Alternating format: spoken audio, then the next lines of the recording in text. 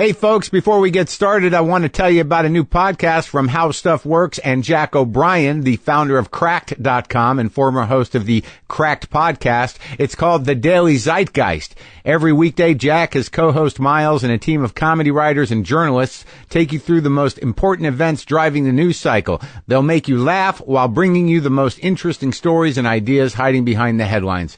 As the name suggests, the show is daily and sporadically in German.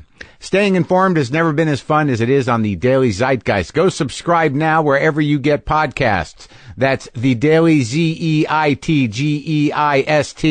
Zeitgeist. Did I win? All right, let's do the show. Lock the gate!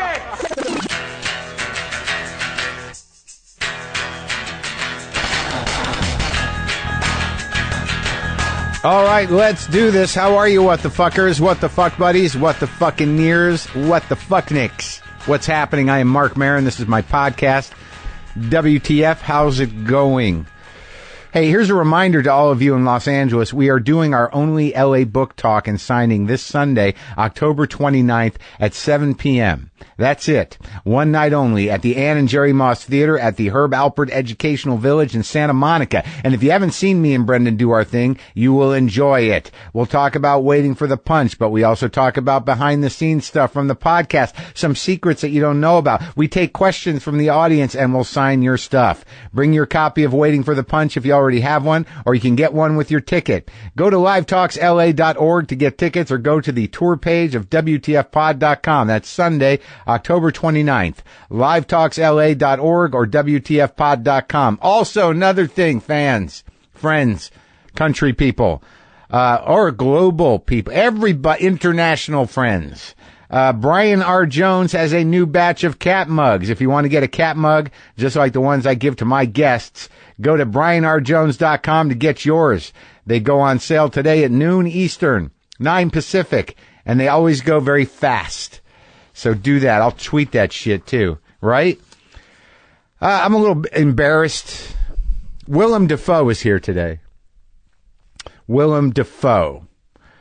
I talked, it's hard when you talk to a guy about acting and about a long career in acting, but I think we did all right, me and Willem. And he brought up a movie called Light Sleeper, which is a Schrader film, a Paul Schrader film, who I'm a bit obsessed with sometimes. Paul Schrader, sort of a dark mind, dark masculine mind.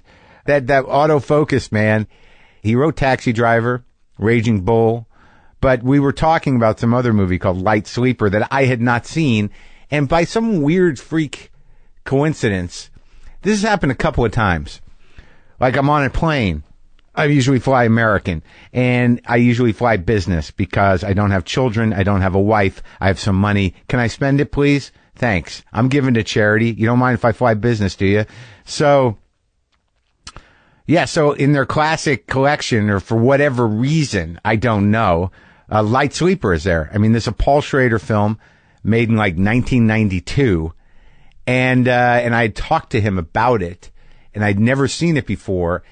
And I watched it, and I just forget that there is a tone to certain films. There's a tone to films that take their time. Some things are dated, but, people who are auteurs, who have a very specific, point of view for their films and angle, and, they're meticulous about what the script points are and what the story points are and what it's about. Sometimes it's not as satisfying as, a movie that is fundamentally manipulative. And I forget that there's a certain patience that you need to afford. I don't know if I'd call it an art film, but an older independent film, or any independent film, that, maybe you shouldn't judge too quickly. Also, it's a 1992 film, so the fashions and the tone of what's happening are a little dated. But I was surprised at who's in the damn movie. Willem Dafoe plays this guy, John Latour, who's a drug dealer. Susan Sarandon is his main, supplier. Dana Delaney plays this woman who was fucked up on drugs and used to go out with Willem's character, but she got clean, and then he sort of is starting to run into her again. David Clennon, great character actor, as this other drug dealer. Mary Beth Hurt plays a psychic reader. Victor Garber, the guy who designed the Titanic, plays this German aristocrat, like wealthy drug dealer, weird sex guy. Sam Rockwell is in it for like 2 minutes. Jane Addams, a child, is in it as Dana Delaney's sister. And David Spade plays, his character is called Theological Cokehead. This guy's just jacked on coke and rambling on about God and metaphysics. It was just sort of odd to see it after. And I also watched the Meyerowitz stories, and I thought that Dustin Hoffman was great, and Ben Stiller and Adam Sandler. I'm just doing movie reviews, I guess. We're tremendous. Both tormented, troubled Jewish men with difficult fathers, I'm assuming, were able to really dig deep and make that fucking film, Noah Baumbach. It's his best movie, no doubt. It's on Netflix. And if you want to see Dustin Hoffman, and he makes everybody run. Noah makes everybody run. And it's interesting because I like when that happens. Because, in The Graduate, Dustin Hoffman is a cross-country runner for college. So, there's a lot of him running in The Graduate, and he's got a very specific run. And I can only assume that Noah was like, I wonder if he's still got that run in him. And he did it. The same in like King of Comedy, where, I don't know, Jerry Lewis must have been in his late 50s or 60s when Scorsese had him in that movie, and he does a long scene where he's running from a fan. And it's just this crazy Jerry Lewis run. Sometimes running is funny and tragic. Just the activity of it. So, I feel like I just avoided telling you my shameful story. Do I need to? I've been listening to a lot of music lately. I just listened to Little Steven and the Disciples of Soul record on vinyl, and then I had to go back in and do a little more research on Little Steven. Do with that information what you want. And then I found that he produced some. Not only did he produce, he was in the band.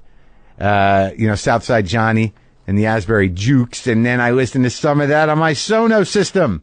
All over my house, I had Southside Johnny. And I got to tell you, everything sounds great in my house because I have Sonos speakers in pretty much every room, the living room, the bedroom, the kitchen, even out here in the garage. It's perfect. My whole house is filled with music whenever I want. Sonos lets you have pulse-pounding sound in any room or every room at once. That's right. You can play a different song in the living room, bedroom, bathroom, or the same track in every room. And you can use all your existing music services or discover something new, whether curated or on demand, free or subscription based. Sonos has you covered with access to a growing list of musical services. Plus, Sonos' simple app lets you control everything from songs to volume to rooms, all in one place. And now Sonos is offering WTF listeners 10% off one order of $2,500 or less for any product on Sonos.com. This offer is available for a limited time only and cannot be combined with other discounts or promotions. Use the promo code WTF10, that's capital WTF10 at Sonos.com to receive this offer. Okay, all right. I'll tell you about my shame because maybe it will help others. But wait, before I do that, let's share a couple of emails of success stories. Subject line, thanks to you and Nikki Glazer. Marc and Nikki, with Marc's new book out, I thought I would share a moment that had a big impact on me. I am in my mid-40s, was struggling with a marriage that was falling apart, feelings of guilt about my issues as a parent, looking to infidelity to provide a quick fix and make me feel better, but only feeling worse, and finally, secretly going to a therapist. Then struggling to really understand what was happening. My wife started joining me in therapy in hopes that if we could get to the root of my problems, we could get to the root of our problems. But I was not digging in, not trying to really understand why I was the way I was. Then Nikki flipped my world upside down. Quote, maybe your mom doesn't love you, unquote. And the next 10 minutes of the interview on the WTF podcast, Nikki opened my eyes to what it meant to be truly honest with yourself, to be okay thinking those things about your parents who are supposed to love you and confront them head on. And now those things affect everything and everyone around you. I had heard Marc talk about parents with others, but Nikki was so direct, so brave. It was the first time in my life my walls came down. I was honest with myself. I was honest with my wife and kids. I accepted my parents for who they are and changed my approach to dealing with them. My marriage is so much better now. We talk about difficult things. We listen to each other, and we are better parents and fixing some of the mistakes we made along the way. This wouldn't have happened if I didn't fundamentally change what I was doing in that moment. Listening to Nikki was the jolt of reality I needed, like she was talking directly to me. I've probably listened to that part of the interview 10 times since the first time, usually when I'm having doubts about myself or feeling guilty after talking with my parents. It gives me the confidence to be true to myself, to trust my feelings. I wanted to thank you and let you know there is a special place in my heart for both of you. Sincerest thanks, Todd. Hey, man, glad to help out, and I will tell Nikki. I will give this to Nikki. I will show Nikki. Here we go. Subject line. Hi, Doctor of Cocaine Studies, Maron. Last time I sent you an email, I was around 10 days sober. It's been about 90 days now without pulling up a bottle and having a chair, and damn it, I feel great. I went from living with my parents, barely maintaining any semblance of life, to having my own bottom floor in an estate house, going back to school and working. WTF. Please, talking sobriety with your guests. It always helps to know that everyone goes through shit and either maintains, burns out, or chooses sobriety. Talking matters. Simon. All right, so there you go. Those are happy stories. So, okay, I'll tell you. There were a few guys working on the house. All right, there were a few guys working on the house, and I had to split. So I got a guy who works for me occasionally, Frank. He was going to come over and hang out while the dudes finished up the hammering and sawing and the dude stuff outside. Yeah, I could do it. Of course I could do it, but I didn't have time, and they're pros. They're pros doing some repair work on the home. So what happens is, they're out there working, and Frank comes over. Now, I look the way I do. Frank looks the way he does. Frank's got a mustache as well, and he's wearing shorts. He's got glasses, and, I got my mustache, and I got glasses, and I'm not wearing shorts, but I got my boots on, and, and I'm like, I don't know when they're going to be here till. And I already talked to him, to see, to tell them they were doing a good job and find out what they were doing. And then Frank goes, all right, I'll just go ask him. So he goes out and asks him. And then we're both sort of standing outside. And then I take off and I tell Frank, I'll talk to you later. And then, I say goodbye to the guys working there. And, I don't know if you know where this is going, but, I wasn't happy about it. But, I drove away thinking like, man, those guys out front, they think I'm gay. They think me and Frank live in that house together and we're lovers and we're just gay as gay can be. And I don't know why it affected me, but my next thought, and there was a couple of things that happened in my brain, and I don't know what it indicates about me. But like I thought, well, if they think I'm gay, they're going to fuck my house up somehow. Okay. So then I'm in this zone of like, well, this is probably how gay people feel a lot in terms of being judged. Now, I don't know if these guys thought anything. I'm making all this up in my head. I think I don't believe I'm homophobic unless it's me who's gay. And I'm not gay, but I was homophobic because I was scared of people thinking I was gay and what they would do. And I imagine that is some sort of twisted empathy. But the sad part is I sort of had to struggle with, it wasn't going to happen, but like with, driving back and somehow declaring to these three guys who were working on my house, who might not be thinking anything, that I wasn't gay for some reason. Just so they wouldn't fuck up my house and they would think that, maybe, that's the tricky part. That's the shameful part. I did not, drive back to my house and stand out in front where the guys were working going, hey, I have a girlfriend. All right. So it's not what you're thinking. I just sort of sat with the reality that's like, yeah, I'm okay being gay. I'm okay if me and Frank are gay to those guys. I accepted it. I came out to myself in that moment in terms of what those other people were thinking. I went through a lot in that few minutes driving away from the work being done on my house. All right, so Willem Dafoe is in this beautiful new movie called The Florida Project. It's now playing. There's a lot of Oscar buzz for his performance. I saw it and I thought it was spectacular. The director, Sean Baker, did another film that I did not see. I think it was called Tangerine, and I was sort of poo-pooed it because I was like, it was too much buzz about it. It was shot on an iPhone, and I was like, I'm not buying in. Everyone said it was good. People I respected said it was good, but I'm a dick.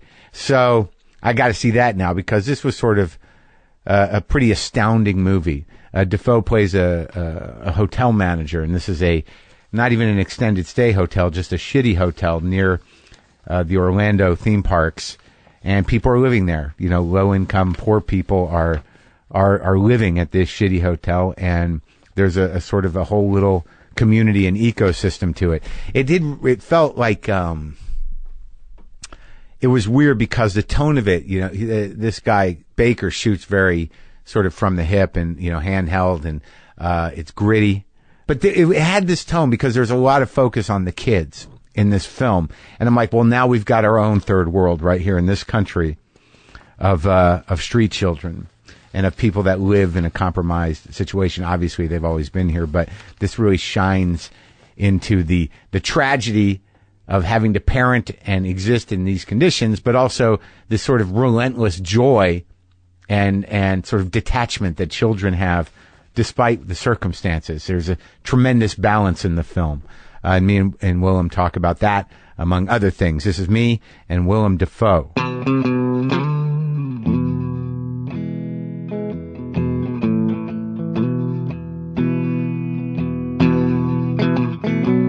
You were the last of 8?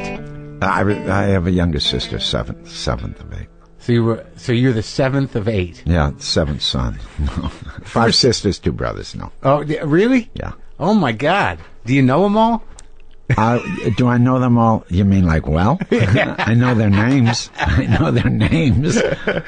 But no, I guess it's weird. And when my parents used to call anyone, they were like, it was like, Barbara Nancy B.D. Dotton really?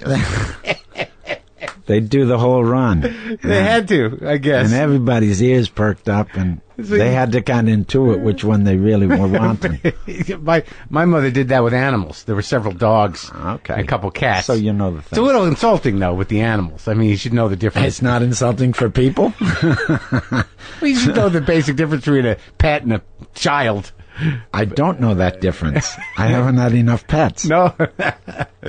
So, oh my God. So, like, you really probably didn't really know your older siblings that well, right? I didn't. But they raised me. They did? Yeah. I mean, I remember some of my early memories are, you know, my eldest sister going off to college. I was probably 6. Yeah. Oh, really? Yeah. That's sad, man. It must be sort of... No, but also... You saw them all go. That's okay, because they also... a lot of them, for undergrad anyway, went to the University of Wisconsin, and that was in the 1960s. So when I became a teenager, I used to hitchhike down there.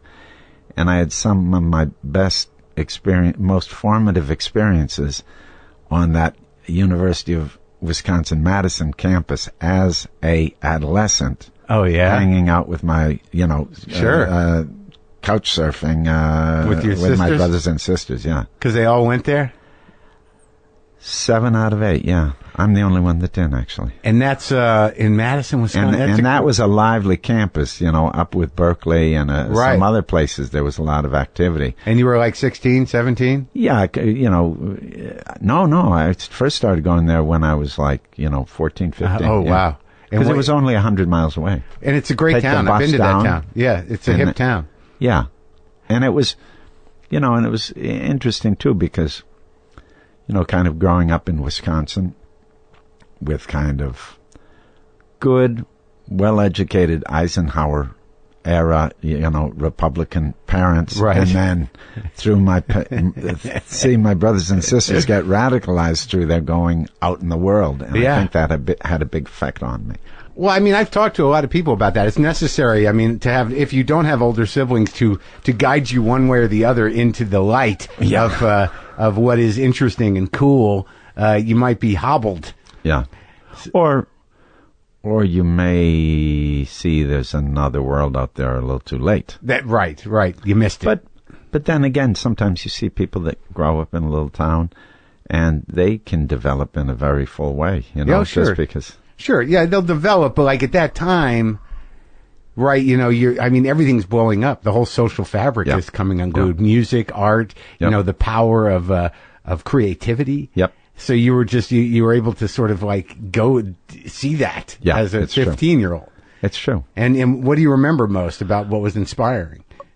Well, just a kind of questioning, Yeah, and right. protest, and Right. also I remember this is a kind of funny connection, but I think one of the things that made me I started making, working with a small avant-garde theater company. That was really what started me as an actor, In and Wisconsin? continued for many years. Started in Wisconsin, but then more notably in New York and with the Wooster Group. Right, but like that stuff in Wisconsin, was it like it was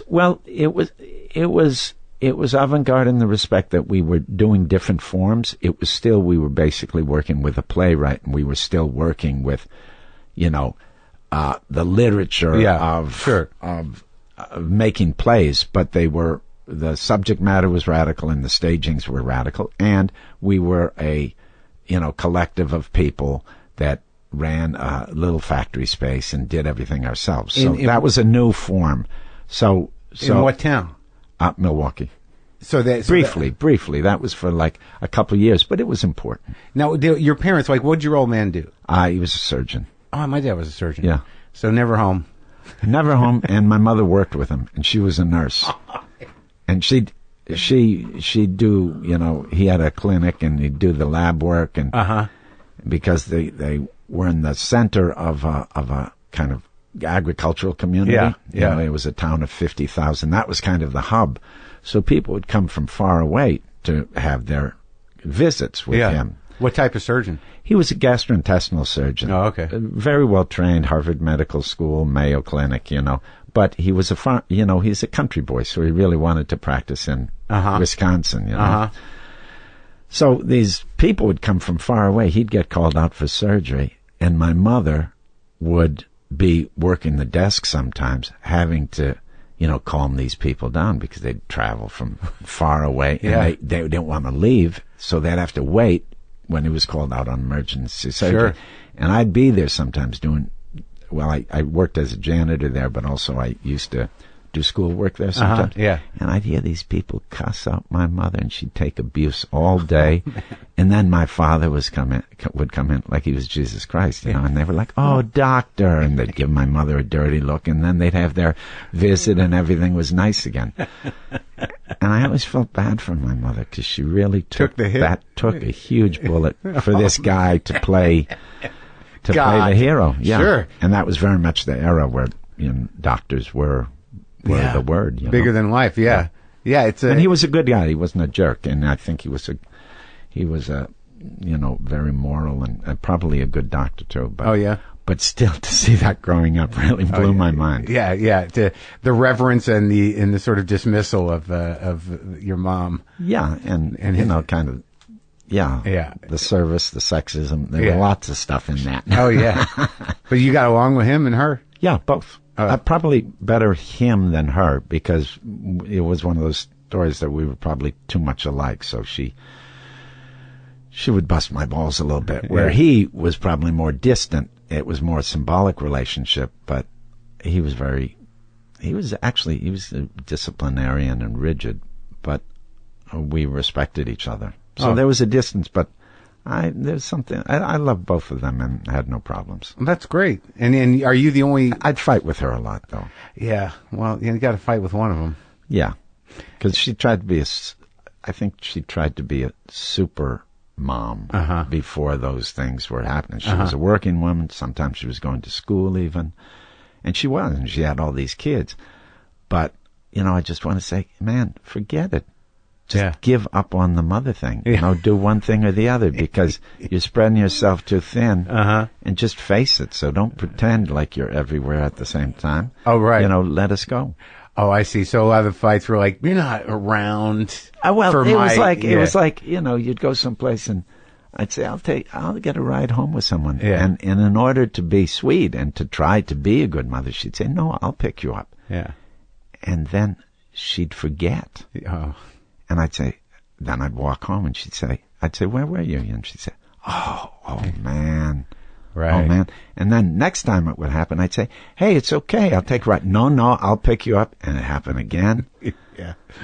That was what you unloaded. Abandonment issues. Perfect for an actor, right? Yeah. Is it? I guess it is. I don't know.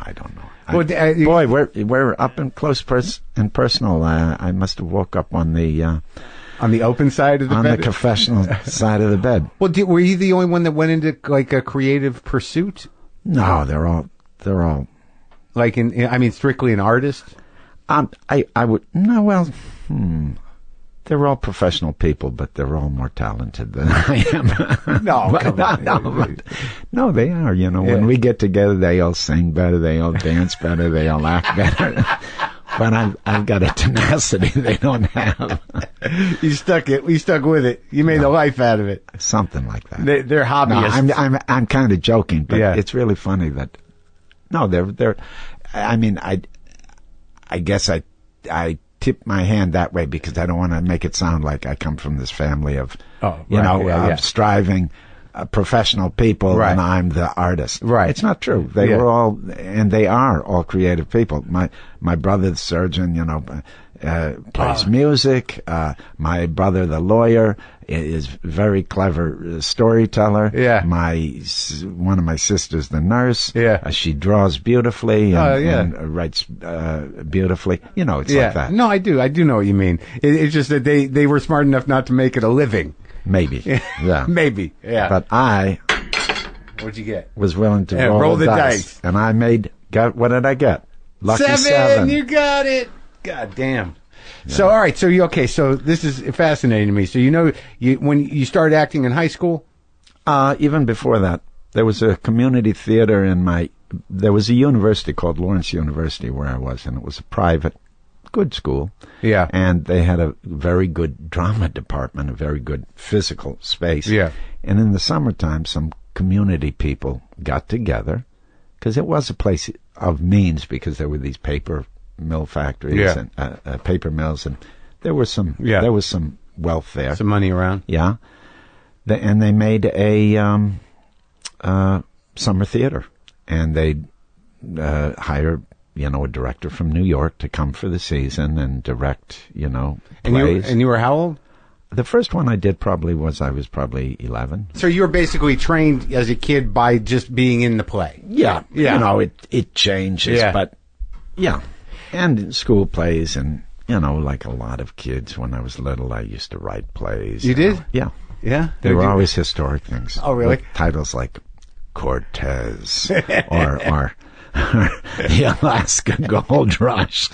They were very short. I always wanted to do the action stuff, but couldn't ever quite beef up the dialogue, because I wasn't really interested in the psychology. Yeah. I was interested in the doing. Yeah, sure. The doing, not the showing. Yeah, yeah. Which came a cropper later. Yeah, but have you done a lot of writing in your life, or not really? No, not really. I mean, no, not really. So after the experimental theater in Milwaukee, after doing I would imagine that once you finished high school, you kind of committed to it. Not really. No? What happened is I left high school early, and I was kind of in between things. Didn't know quite what to do. Even considered joining the army, as weird as that sounds. And this is in the mid-'60s or late 60s? No. Hey, I'm not 80, guys. This is 72. Okay, I was 73. sorry. Yeah. I just knew there was another world out there, and I wanted to find it. Yeah. So I started taking classes at university. Where? In Madison? No, in Milwaukee. Okay. Because I had a brother-in-law, or a future brother-in-law to be, that was there. And I stayed at his place and started taking courses and being in plays. And then these people from this Theater X, saw me in that and said, you forget school, come work with us. And I did for a little bit. Yeah. Then I did that for a little while. We got picked up by a European producer, so it was exciting because I was like 18 years old and traveling in Europe with these shows and things. And I was seeing all these shows from around the world, particularly at a place called the Mickery in Amsterdam, which was very well funded, with a real visionary producer who would go all around the world and select things and just bring them to his theater. Like what type of stuff? Oh, everything from spectacle to, African dance to Right. opera to, Yeah. It was a flexible space, a modest space. His taste was more toward the avant-garde, not traditional theater. But you never knew with this guy. And you're just taking it in. And I'm just taking it in. Yeah. And turned on and seeing really kind of great performers and really interesting people. And I think that's when you're at that age, you want to be with inspiring people, cool people, people that are kind of supporting this new education you're having. Sure. So, I go from a middle class, secure guy from a big family with, kind of a track laid ahead of me that I should be follow the tradition. Yeah. And then I enjoy, probably because somewhere I have that security in my head, falling about 2 social classes and being, living in a poor neighborhood and knowing people with drug problems and criminal records and, poverty. And, I always think of the Bob Dylan line, a little boy lost, he takes himself so seriously, brags of his misery, loves to live dangerously. Yeah. Well, that was me. You want to get dirty. Sure, of course. You want to get dirty. I can relate to that. Because dirty feels real. Yeah, I can relate to that. That's absolutely right. You didn't come upon it authentically, but you could visit it. You were reaching. You knew there was something there. Yeah. And you wanted to know the other narrative. Because you were up to here with the narrative that was fed to you by all the, the culture that you were living in. Sure, and you could see where that was going, and what it expected of you. Yes. So that's where we are. And then I just felt I loved the people at Theater X, but I had an ambition. Yeah. And I really then moved to New York, I think, to be a traditional theater actor also. I thought, this acting thing, I like it. Yeah. And if I'm going to do something, I better, get serious, and go to Mecca. Yeah. But at the same time, I was reading about Bob Wilson, I was reading about Richard Foreman, I was reading about... Foreman, I forgot about those plays. I worked with him. Oh, my God, he used to do a play like every month. Oh, he's a great artist. A lot of things going on. Yeah, beautiful. Yeah, beautiful. Yeah, amazing. He is pure theater to me. Yeah. So is Bob Wilson. In a very different way. Bob Wilson with the ladders and the sparse and the minimalism and the operas and the... He does lots of things. Yeah. But no, I like him. I've worked with both of them. I didn't mean to trivialize. No, good. Okay. Thank you. Yes. Thank you. Yeah. I just remember ladders. They're like, I've always seen it a few productions. He's got a language. Okay. Seriously, I like him. He uses that language. Yeah, I get it. And that's part of the pleasure. Yeah, I think I saw recently, he did an opera, didn't he, at Lincoln Center? I think in the last He does many things. Yeah. I worked with him recently. I did 2 shows, Life and Death of Marina Abramovich, and also, which was about Marina Abramovich. She was in it, and also Anthony Hegarty. Now Anoni did the music. It was a beautiful show. And another show, just a 2-hander with Mikhail Baryshnikov and myself, called The Old Woman, based on a Russian writer. And you did that recently? Yeah, recently. It's great. We even did it at Royce Hall, which wasn't the perfect venue for it, but we were happy to bring it to L.A. We toured a lot, but very little in America, which always frustrates me because there's not the money or really the interest, I think. No, it is, avant-garde stuff or stuff that's provocative and hard to understand seems to do better elsewhere. Well, as far as theater, yes. Yeah. So what are we talking, like 73, 74 you go to New York? We're talking, we're talking, I do my little stint in university in 73, 74. Yeah. Then I'm with Theater X till I try to move to New York. Theater X calls me back to the Midwest, and then I go to Europe with them. And then... with one production? Or no, just several. 77, I'm in New York for good. And I'm intending to be a traditional theater actor. Yeah. But I'm looking around, and I keep on finding myself going downtown. And I keep on finding myself, seeking out those people I'm reading about. 77, so it's all still there. It's all still there. It's kind of on the wane a little bit, and also other things like punk has happened. Yeah. It's starting to happen, but it's still going on. Yeah. I mean, you know. Yeah. You can still see the Ramones at CBGB's. In 77, yeah. You can see television. Yeah. You can. Right. You might go to a party and, you know, Warhol's David still around. Byrne may get up and do something. Uh-huh. So there was a lot going on. Yeah. And that felt like what was happening rather than going around and getting a waiter job and you know. Auditioning for Broadway. Yeah.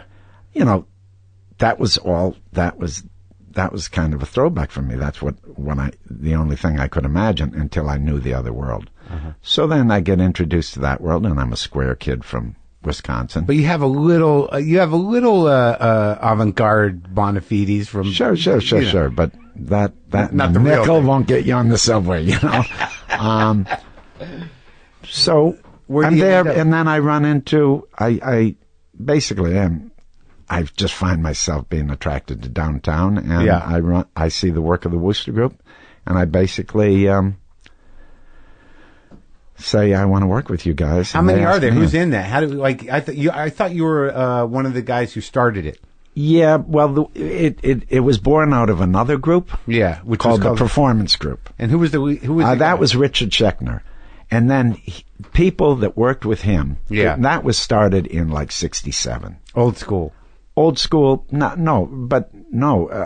school avant-garde. Right. You know, That's what I nudity, mean. confronting the audience, kind of a little bit more in the living theater tradition. Like Julian Beck? A little bit. Yeah.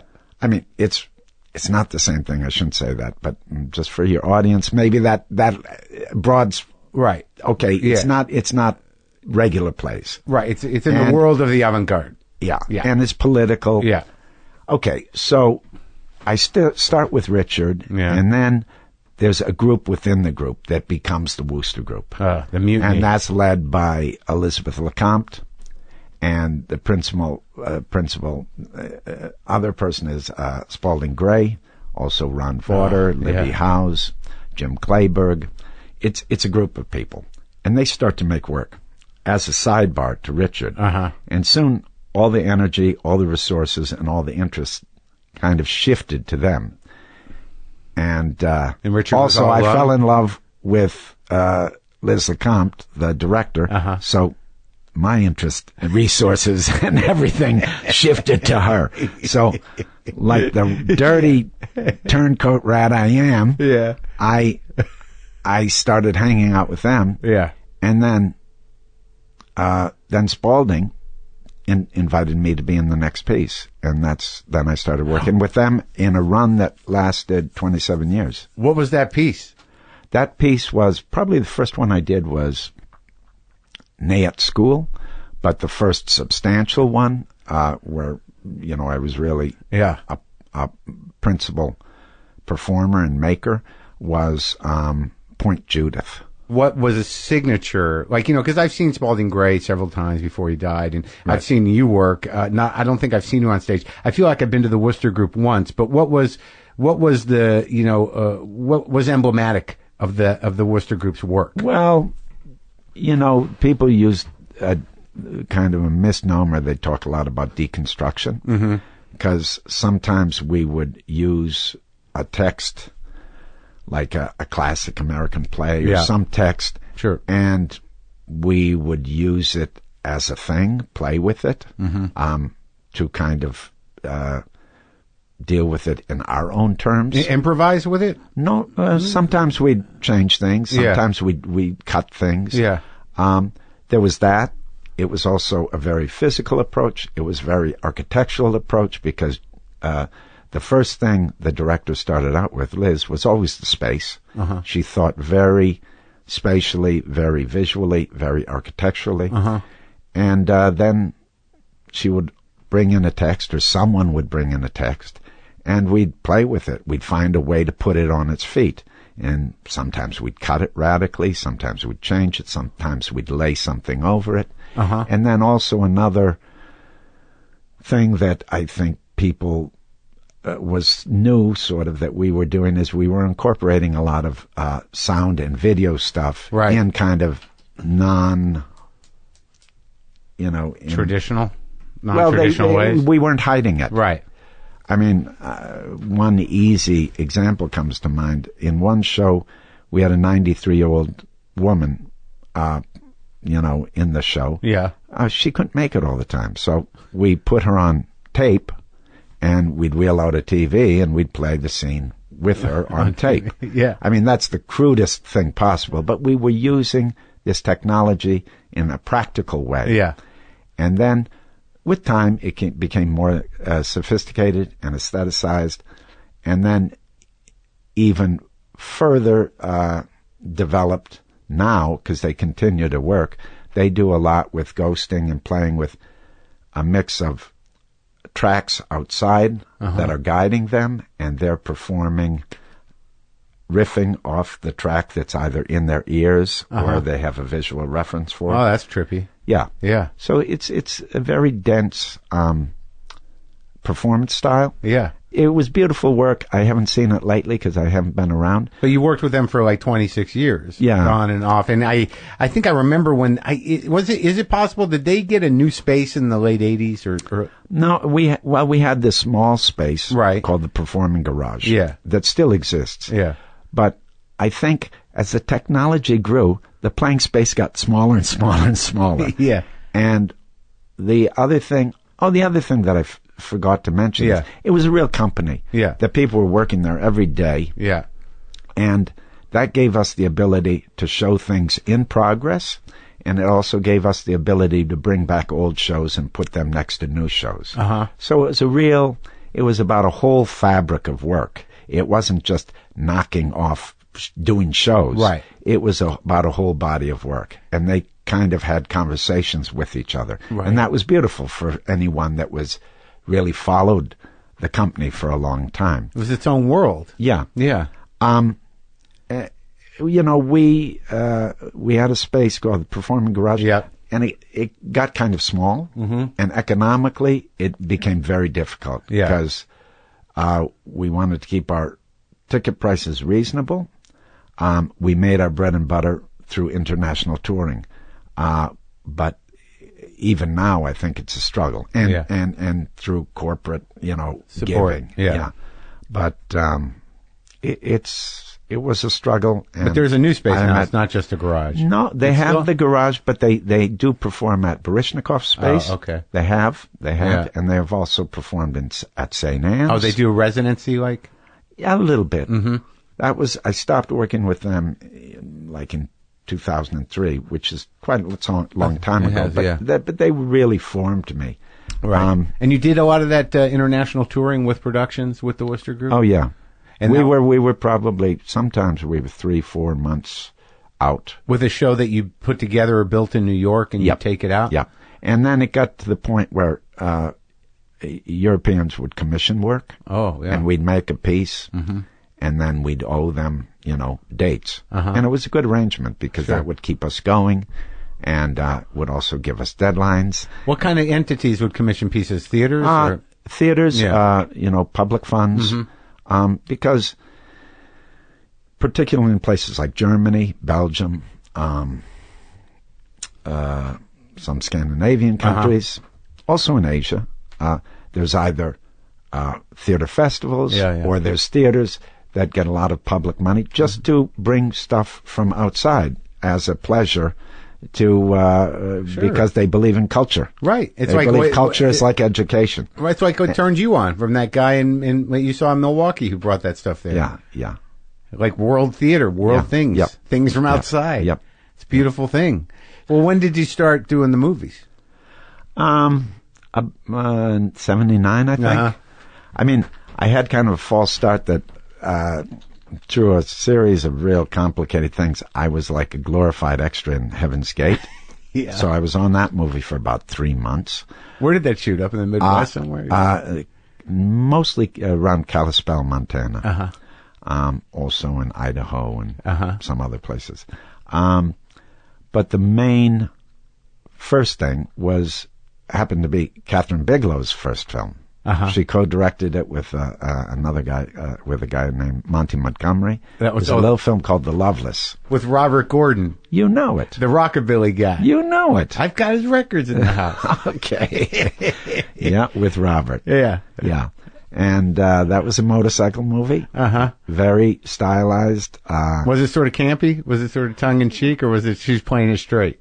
Pretty straight. Oh, yeah. Pretty straight. It was more,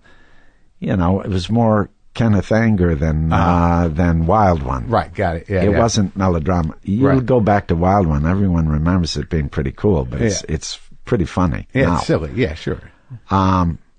Kenneth Anger, if you looked at him now, Scorpio Rising, it's probably not funny. No, still not funny. Yeah.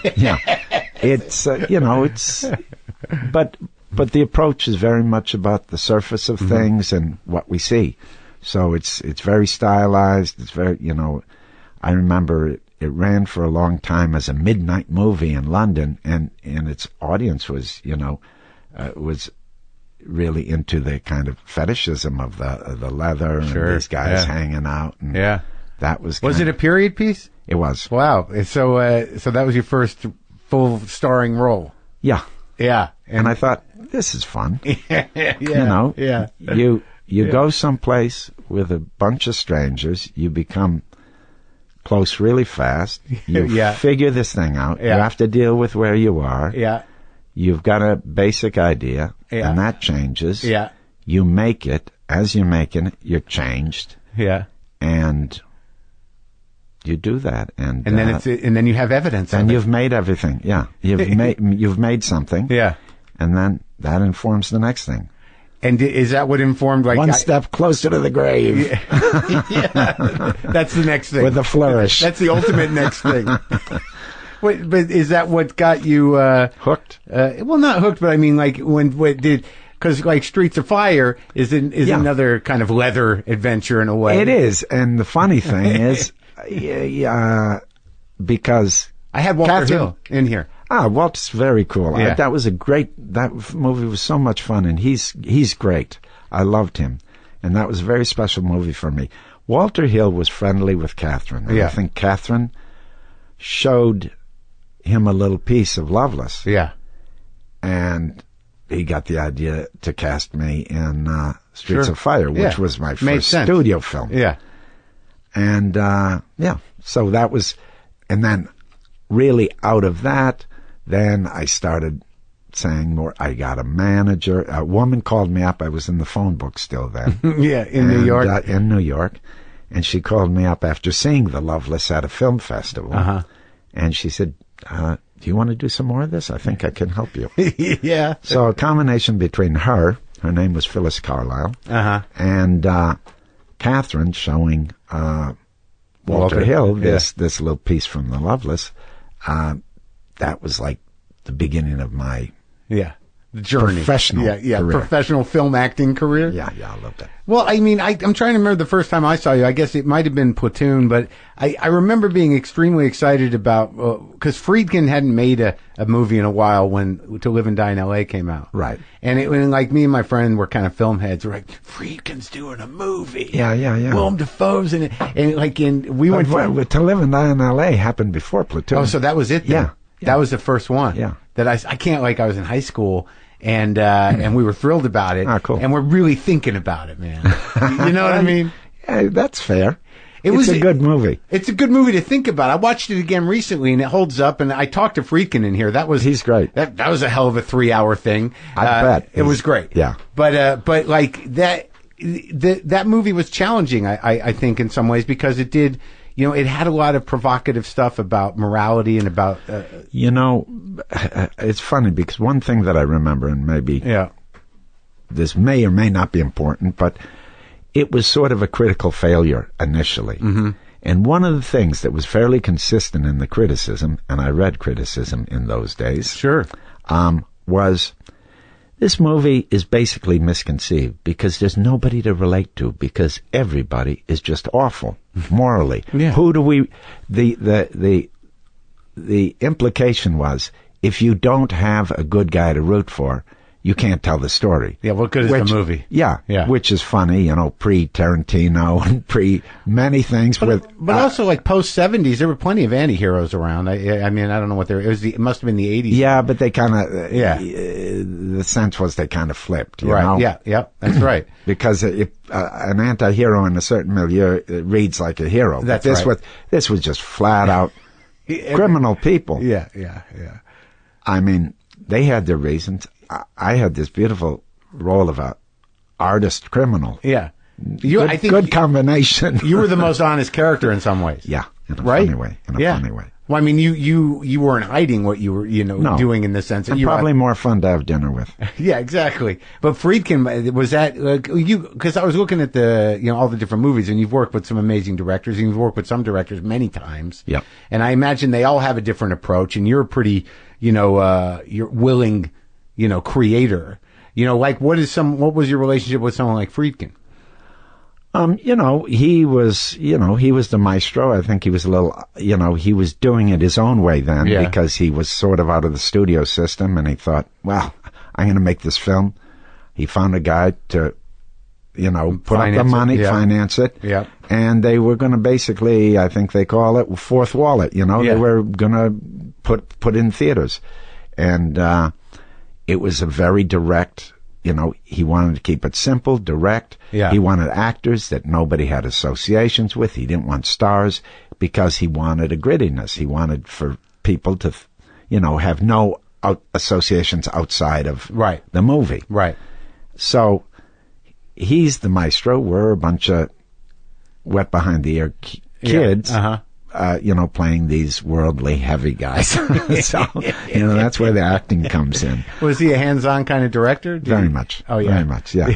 No, I never knew what to expect. Sometimes, you'd come to the set and he'd say, we're not doing that because I was driving home last night. I saw a really cool location and we rewrote this, and I found this really interesting guy. So here's the new scene. We're going to shoot this today. He's very fluid, very open to inspiration. Exciting, very exciting. Yeah, because I imagine working like with the type of actor that you were in theater, that like it must be exciting. Normal. To me. Yeah. It's normal. Yeah, too. right. Now, outside of working with the Worcester Group and being all hands on and engaged, did you train at all in any formal way outside of college? Not really. Yeah. I mean, mostly by doing. Sure. And even at college, I was. Yeah. I went to university at a time that it was really interesting because University of Wisconsin-Milwaukee was like a street. It was a blue collar campus. Yeah. It was about immigrant kids going to school for the first time. It was about mothers after having kids returning to school. It was about Vietnam veterans coming back. So it wasn't like, Yale Drama School. Right. But you had lots of different kinds of people. Yeah. And also the faculty was very eclectic. And I think that really had a stamp on me. Sure. Because, there's no one way. It keeps a flexibility and an appreciation that there's many ways to skin a cat, Yeah, sure. And sorry, you love cats. Oh no, you can skin a cat. Okay. Metaphorically, I can handle it. Okay. That just occurred to me. No, okay. I'm a big boy. Okay. I take it personally. Okay. So, that's worth mentioning. Yeah, sure. I need you to explain a couple of things to me. Uh-oh. No, not. I mean, you did 2 movies with Oliver Stone. Yep. And Platoon was a huge break for Yes. you. That was a life changer. Very important. Yeah. Like, I just turned that movie on the other night, and it was in the middle. I was flipping through cable, and it was right at the scene where you get shot. And it's like one of the most brutal moments in film, and in some weird way. Just completely, that sums up some part of the Vietnam experience. Yeah. And then you did, you had a nice part in Born on the 4th of July. Now, working with him, it would seem to me that him and Friedkin in intensity are similar. Yes. Yeah. And when you did very different, but similar in intensity. Right. And how did when you were doing Platoon, entering that world and seeing that script and knowing what was going on, what were your feelings, about doing it? I was really excited. You had this guy telling a personal story. You had all these Vietnam vets, including Oliver, advising you and training you. You were playing soldier. You know, you grow up. I was born in 55, so I grew up with, World War II movies, Korean movies, and then Real Vietnam. And then you lived through Vietnam, and I'm just old enough, I think my year was the last year of the draft. Yeah. But this thing of being a soldier is part of our culture. Look at our military spending. Yeah, you can't escape it.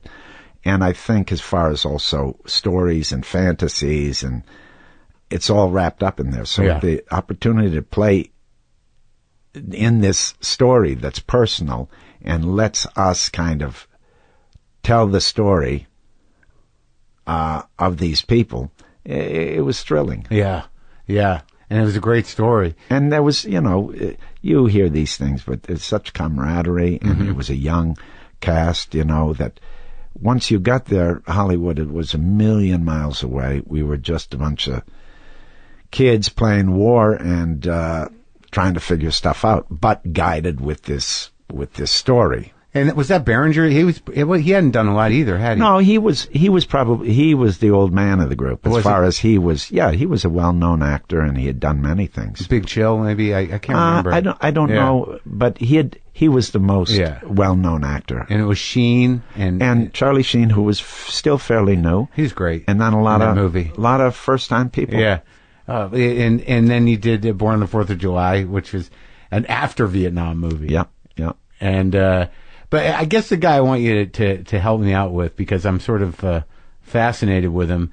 Yet, and because you've done 4 movies with him, you must have an understanding of what's compelling and what's, Abel? Not Abel, Paul Schrader. Paul Schrader. I've probably done more than 4 movies. Yeah.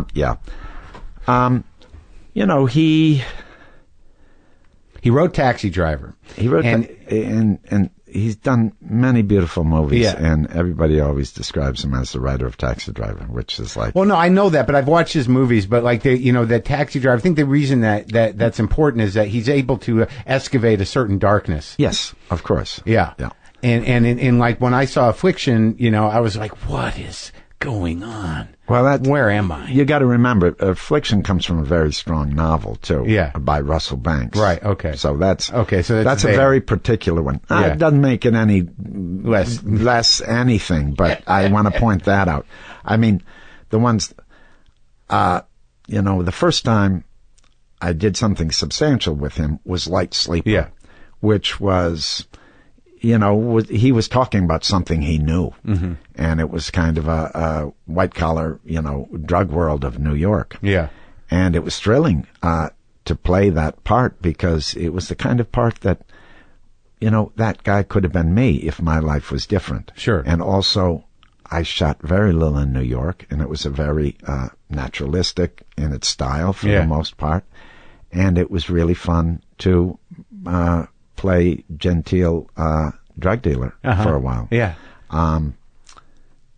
A guy that was searching. Yeah. And it was a role that hit me at the right time, and it meant a lot to me. But his style is very, a little distant. I think Schrader? Yeah, he deals with very hot things in a very cool way. Yeah. And I like that. Yeah. Because it makes them burn all the hotter. Yeah. Well, I think autofocus is like a masterpiece. Oh, good. Autofocus is fun. Oh, that was really fun. And, that's not a widely seen film, but Paul has a good nose. He really is good at smelling what's in the air, I thought his sort of... Did you see Dog Eat Dog recently? I didn't. I got to see it. I didn't know about it. Yeah. And when was that? It's a little wacky. Yeah, 2 years ago. With Nick Cage? Yeah. I haven't seen him do something, I just haven't seen him lately. Nicolas Cage, Nick, he works all the time. Yeah, but he does big, weird kind of franchise movies sometimes. He does. And I don't see a lot of the little ones. I didn't see the second Bad Lieutenant. Were you in that as well? No. Oh. But yeah, how is he doing, Nick Cage? He seems good. Yeah. He seems good. I think he wants to find, he appreciates the tentpole movies, and he's still very bankable, but I think he still wants to do weird movies. That's one way of saying it. Yeah. Sure. Yeah. But like with the autofocus, I saw it a couple times when it came out, and his sort of like that preoccupation with equipment. Yeah. I thought it was pretty fascinating. Yeah, and also I love movies, and like this movie that, I'm kind of talking about a lot now, Florida Project. I love that movie. The cool thing about autofocus is the making of the film had such parallels to the film itself. The way we made it informed things so much, because we were making this in the shadow of Hollywood on a shoestring budget. Yeah. About some guys with this, and video. And we're hiring these girls. I don't know. There was something, and it wasn't. It was a reflection. Yeah. It was really fun. A dark reflection. We really were able to inhabit this world because we were living it in a parallel way. Yeah, in that scene, like the sort of like there's a moment in that movie that where everything is just broken down to a degree where you're just consumed by this compulsion, the sex addiction. Yeah. But it's just you and Kinnear on that couch, just both of you jerking off at opposite ends of the couch, just sharing a memory. Okay. That moment with the casualness of it, where you're in something that is that bizarre, and that it's become commonplace. It's normal. Yeah. I just think that's a fun scene for some reason. Yeah. And then, that was a fun movie. I enjoy working with Paul. Is he a dark guy on set? No, he's a happy guy on set because he likes to work. But he's the dark guy in general. Yeah. Because he's serious. And Abel Ferrara, how many movies do you do with him? 5, I think, and I'm going to make some more. How's he doing? He's doing great. You know, he's has a nice, clean lifestyle, a new baby. Good. I'm the godfather to his child. Oh, that's great. He's my neighbor in Rome. What is it about his vision that you like so much? I don't know about his vision. I like him. Yeah. And he also encourages the way we work. I really feel like a collaborator, and the sad thing is he's not widely distributed here. So people are really ignorant of a movie like Pasolini. It isn't even present here. Yeah, there's a few of your movies I wanted to watch. I can't find. It's very different. The Lars Van Trier stuff is not on iTunes. That's ridiculous. I couldn't find Antichrist. That's ridiculous. Right? We're living in a very puritanical country. That might be a corporate issue, but maybe it is. Right. It is, but they're the same thing. Yeah. Because they're the hand of the. Yeah. They're the instrument of. Keeping the machine going. Well, with Pasolini, that shouldn't be the issue. That's just bad distribution, huh? Yeah, I don't know what it is. I mean, you hate to complain, Right, sure. But the truth is, it's really a mystery to me.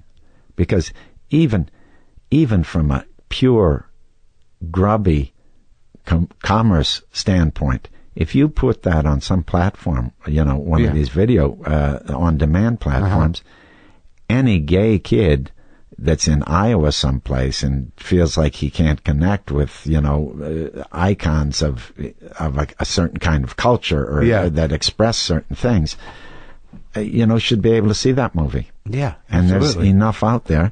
And besides that, Pasolini was such a brilliant thinker, and whether you like the movie or not, there is enough expression of what he did in the movie that it's going to be worth it. And then you can go see his work. Exactly. And inspire you to see his work. Exactly. Well, hopefully maybe people listening will get out there. I mean, I want to see it. Yeah. Yeah. And I'm also a big fan of Mississippi Burning. Obviously, I could go through all your movies. Okay. You're a little top-heavy on the front, so obviously, you can always tell where people watch movies and where they stop watching them less. Well, let's see. I just didn't get down the list. Oh, okay. I've seen Cry Baby, Wild at Heart. I saw. No, I'm sorry. I shouldn't bust the balls, but you get it. Yeah, sure I do. But I went and saw what the new happens film. is when people are young, Yeah. they have more time. Sure. They're going out, and film was placed in our culture a little differently. That's right. And now, when it's harder to find, sometimes certain kinds of movies, you got to be a cinephile. And also you got to go. You can't watch them easily. Like, I didn't see the Von Trier films, either of them, and I'm upset about it because I missed the window. You got to see Antichrist. I do got to see it. Was that a challenging, amazing thing for you? I just think it's a beautiful movie, and it's not what people think it is. Well, I think it's not for everyone, but I think he has such a nose for exploring the unspeakable, really taboos in a constructive way. And he always gets labeled as just being transgressive and kind of a trickster, and, But I think there's something in his character that he really knows how to... look under the rocks. Sure. And he's a great filmmaker. I mean, there's some images and some sequences in that for me are like incredibly beautiful. Yeah, But it's rough too, so I get it when someone says, "Oh, I can't take it." I think I can handle it. Yeah, I'm sure you can. I'm sure you can. He's part of the Dogma filmmakers, right? Yeah, he was one of the main guys, yeah. but I think, that was a period of time. Well, yeah, because I saw another one, the Celebration. Shifts. I saw, and I don't think he directed that one, but it was no. That was a hell of a movie that dealt with some of the same taboos. Yep. It's pretty wild. Shadow of the Vampire, very good. Okay. Okay. And I think you're pretty good in everything. Personally, good. I'm a fan. Okay. Good. But yeah, you work with Cronenberg too, which must have been interesting. I saw that movie. That's not an easy movie to find. Right. Existenz. Right. I don't even know if it's a favorite of Cronenberg's. I don't know. He's a very controlled dude, man. Like, he knows exactly. No, and his sets are beautiful. Yeah. It's really fun to work with him. Because he feels like not unlike, I imagine, I don't know, Wes Anderson. A little bit. Controlled he environment. sees it. He sees it. Yeah. Not a lot of wiggle room. Yeah, but you'd be surprised. Yeah? The irony is when you have a good structure and it's seen, the wiggle room is inside. Oh, you. Yeah. Yeah. Right. And you're free. And you don't lose a certain kind of energy or have a certain kind of anxiety. It's like you can focus better and you can go deeper because you're not, there's a security, but at the same time, the security, you got to punch out, I get it. So, like, they know what their work is, like, kind of, left you only so many choices around their work. Yep. Your work. Well, it's like if, it is about choices and about where to direct your energy. Yeah. And if it's articulated, then you have to work in a more focused way in a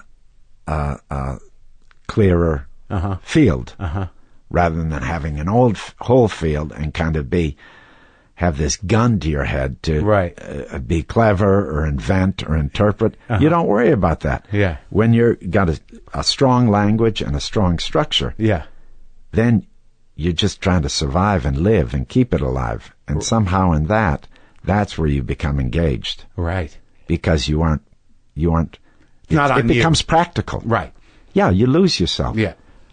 You lose yourself, and deeply, you connect with yourself more because you throw away a lot of the surface things of identity and thought, and you get to a more intuitive state, a state that you didn't even know you had, because you're kind of put in a corner. Yeah. And you got to figure it out. Yeah. Yeah, in the moment. Yeah.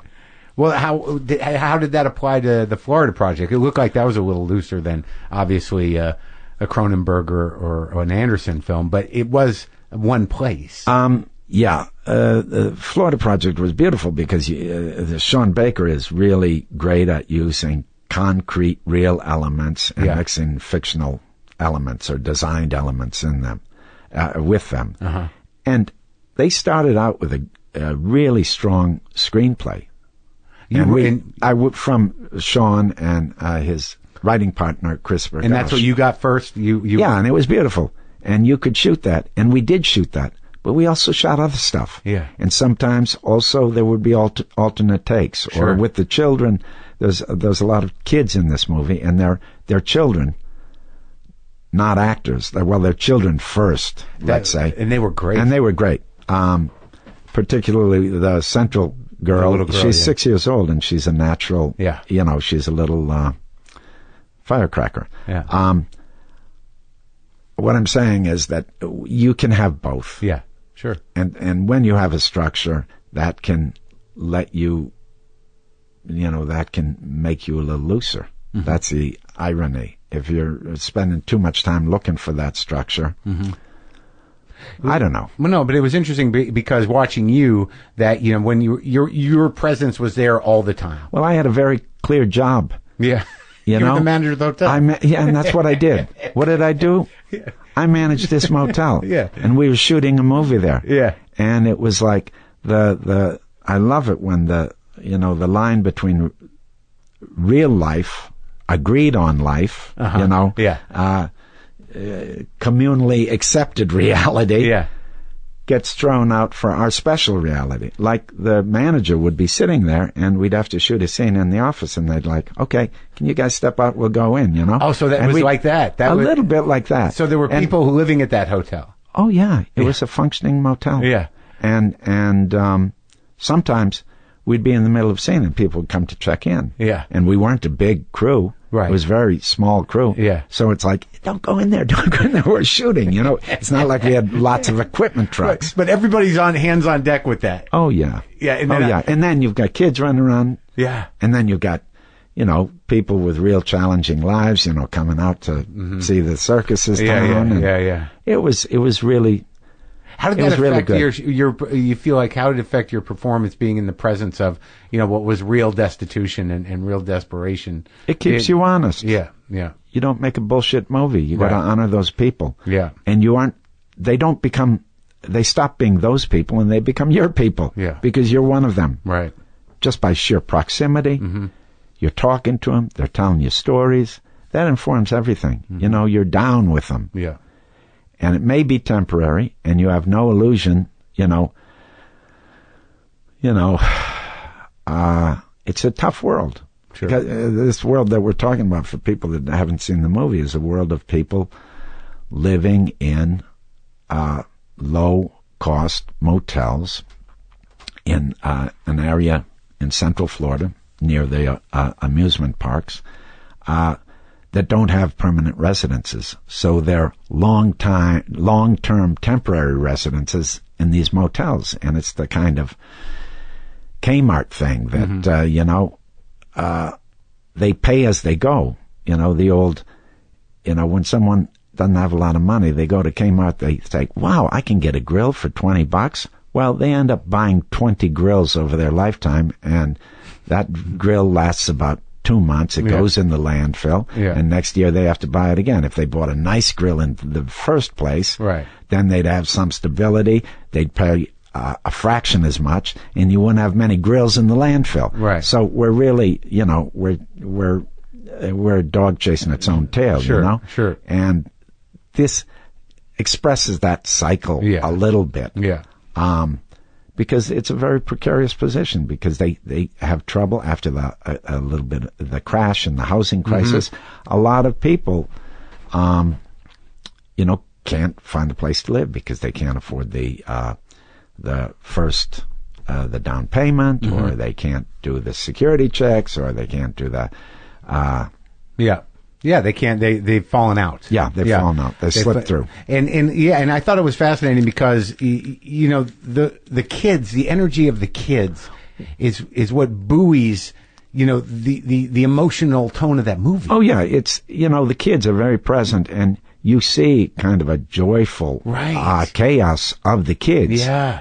But then you have this shadow of the difficulty of the adults, and you kind of see a life, and that's what appeals to me about it, without wagging fingers or even necessarily giving a solution. That's right. It just shows a world that's kind of trapped in a loop. Yeah, and it's interesting at the end, because your character is about midway through, you start to realize, like, well, this guy's, I don't know what it is, but he's been compromised somehow.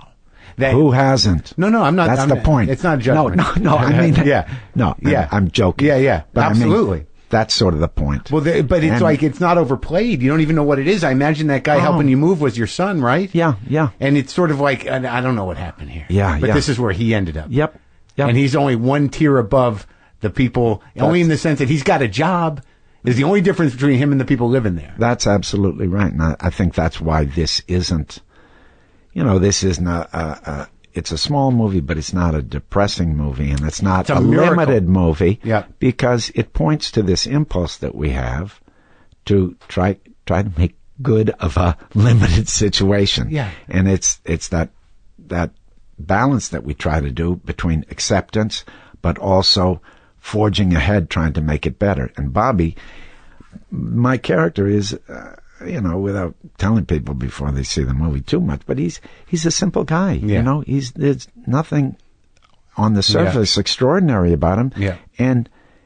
But he makes stuff work somehow because he's good-hearted, and the big takeaway for me is not judgmental. No, he recognizes that your happiness, my happiness, is dependent on your happiness, which is a very important equation to learn that we all know, but we don't get a chance to practice very often because we're bred on competition.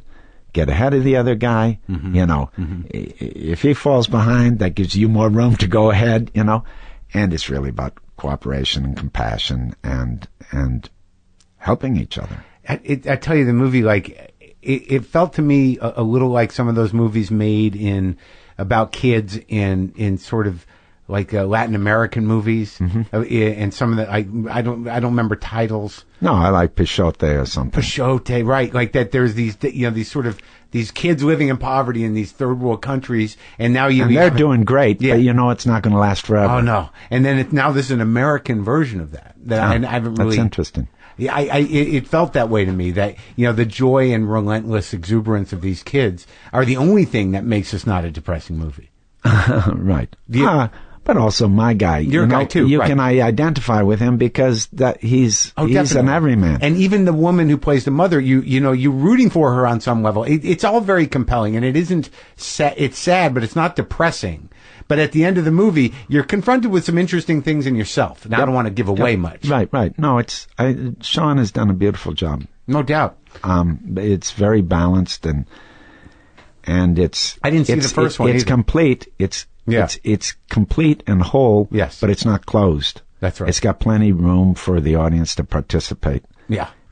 That always sounds like a lot of work when you say that to people, but it's a pleasure, I think. Well, I like those kind of movies where, it is open enough for it to challenge a person's individual sensibility without, you're not, it's not a closed system. That's right. Yeah.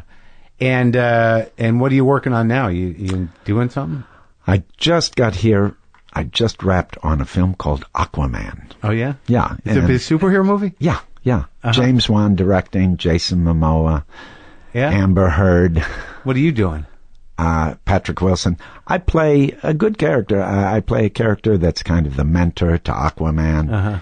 He's also a politician that is the kind of the Lord Chamberlain or the guy to Patrick Wilson, who is the king. Interesting. Yeah, there'll be plenty of time to talk about that. But just finished that. James Wan, a great director. Oh, good. Big movie, big muscular fun movie. And you did the Orient Express? I did the Orient Express. That's a remake? It's a third one? I don't know what they call them. Reboots, remakes, refiguring, reimagining. But Kenneth Branagh, an incredible, a nutty lead. He directed it? Yeah. Oh, wow. And he stars as Poirot. Oh, okay. And it's a fantastic cast. Very stylish, great script. I haven't seen it yet, but it was really fun to do. And then, now I'm off to France to do a film with Julian Schnabel. Another one. He did, which one did he? Basquiat. He did Basquiat. He did Diving Bell and the Butterfly. Oh, you he did. Did a little cameo on Basquiat. I was in Morale, which was his last one. I like Diving Bell and the Butterfly. And he also did Before Night Falls, which is a beautiful film that Javier Bardem was so good in. That's a good movie. Yeah. I liked his paintings too. Yeah, he's a great artist. Yeah, he is. And he's fun to work with. Yeah. In film, I've only worked with him in very small ways because we know each other. So this is friends. A big way? Is this going to be a big This is a big way. No, it's not a big movie. It's a smaller movie, but it's beautiful. It's Van Gogh at the end of his life. Oh, wow. At the period where he was really most productive, but also most challenged, let's say. Yeah. And you're Van Gogh. I'm playing Van Gogh. And what do you do to prepare for that? Right now, I'm growing my beard. Yeah. learn how to paint, You do? read the letters between him and his brother, Theo? read a life, Uh-huh. this very well-researched biography. Mm-hmm. But also, Julian leads the way, because one of the beautiful things about Julian is, like all great directors, when you come down to it, it's like you got a room, you bring stuff into the room Yeah. that means something to you, Uh-huh. or resonate with you, or signify something for you, and then you order it. You make a relationship, and that relationship and what happens kind of makes its own story. Everybody's story, expressing your point of view, or, explaining. Yeah. The best things always happen when you're able to tap into this kind of process of making something. Yeah. And someone like Julian understands that so deeply. That's why when he started making movies, and everybody said, my God, he's a filmmaker. Yeah. It's like, it's a little bit like, duh. Yeah, of course he is. Yeah, of course he is. Yeah. So anyway, I bring that up. There's plenty of time to talk about that too, Sure, but I'm sure. excited. I leave in a couple of days. And yeah. you live almost exclusively in Rome now? No, I work a lot, so I live in Rome and New York, but lately a little bit more in Rome. That must be nice. It's a beautiful place. I mean, they've got their challenges, but Speak Italian? call me foolish. Yeah. Sì, abbastanza bene. Enough. Yeah, I have to study every day. Oh, yeah? Yeah. Well, you look great, and Good. you're doing great work, and it was Great. a thrill to talk to you. Okay, cool. Thanks, man. Yeah.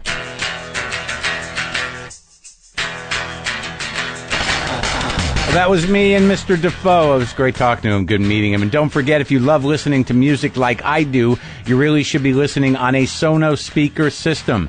Whether curated or on demand, free or subscription based, Sonos has you covered with access to a growing list of music services in any room or every room at once. And for a limited time, Sonos is offering the listeners of WTF with Marc Maron 10% off one order of $2,500 or less for any product on Sonos.com. Just use the promo code WTF10. That's capital WTF10 at Sonos.com to receive this offer.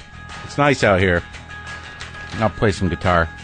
I'll play some redundant guitar on my gold guitar and my old ass amp.